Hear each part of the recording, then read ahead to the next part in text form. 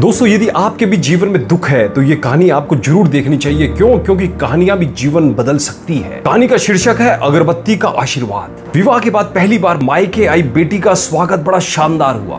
संपूर्ण सप्ताह भर बेटी को जो पसंद है वही सब किया गया।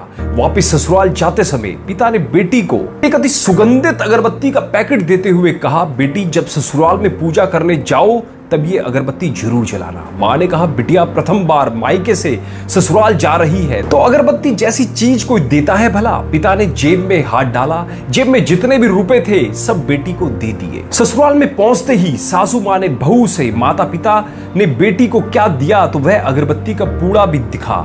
सासू माँ ने मुंह बनाकर बहू को बोला कि कल पूजा में ये अगरबत्ती लगा लेना। सुबह जब बेटी पूजा करने बैठी तो वह अगरबत्ती का पूड़ा खोला, उसमें से एक चिट्ठी निकली। लिखा था, बेटा यह अगरबत्ती स्वतः जलती है मगर संपूर्ण घर को सुगंधित कर देती है। इतना ही नहीं, आजू बाजू के पूरे वातावरण को भी अपनी महक से सुगंधित एवं प्रफुल्लित कर देती है। हो सकता है तुम कभी पति से कुछ समय के लिए रूठ जाओ, या कभी अपनी सास ससुर से नाराज हो जाओगी, कभी देवर या ननद से भी रूठोगी, कभी तुम्हें किसी से बात सुननी भी पड़ जाए, या फिर कभी अड़ोस पड़ोसियों की बातों से तुम्हारा दिल खट्टा हो जाए, तब तुम मेरी यह भेंट ध्यान में रखना। अगरबत्ती की तरह जलना, जैसे अगरबत्ती स्वयं जलते हुए पूरे घर और संपूर्ण परिसर को सुगंधित और प्रफुल्लित कर ऊर्जा से भरती है, ठीक उसी तरह तुम स्वतः सहन कर तेरे ससुराल को अपना मायका समझकर सबको अपने व्यवहार और कर्म से सुगंधित और प्रफुल्लित करना। बेटी चिट्ठी पढ़कर फफक फफक कर रोने लगी। सासू मां लपक कर आई।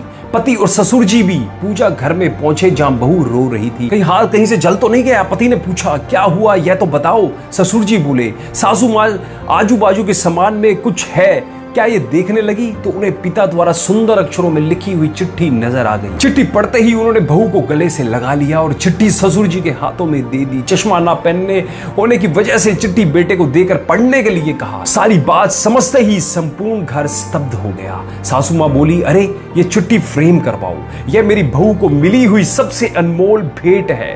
पूजा घर के बाजू में ही इसकी फ्रेम होनी चाहिए और फिर सदैव वह फ्रेम अपने शब्दों से संपूर्ण घर और अगर बगल के वातावरण को अपने अर्थ से महकाती रहे। अगरबत्ती का पूरा खत्म होने के बावजूद भी यह कभी खत्म नहीं हो सकती। अर्थात शिक्षा इस कहानी से यह मिलती है, आजकल अधिकतर लड़की के मायके वालों की तरफ से इस तरह की शिक्षा नहीं दी जाती, तभी अधिकतर घर में कलेश और घर बिखरते जा रहे हैं। इसलिए इस अगरबत्ती की कहानी को सदैव याद रखें और अगर हो सके तो अपने घर में भी एक चिट्ठी में इसको लगवा के रख ले, बहुत काम आएगी। और यकीन मानिएगा, अगर अपनाओगे तो आपके जीवन में जो भी कष्ट है, दुख है, परिवार में जो भी कला है, वो फिर देखिएगा चमत्कार की तरह खत्म ना हो जाए तो मुझे कहिएगा। कहानी अच्छी लगी हो तो दूसरों के साथ भी शेयर करना मत भूलिएगा। क्यों? क्योंकि उनका भी खराब होता हुआ घर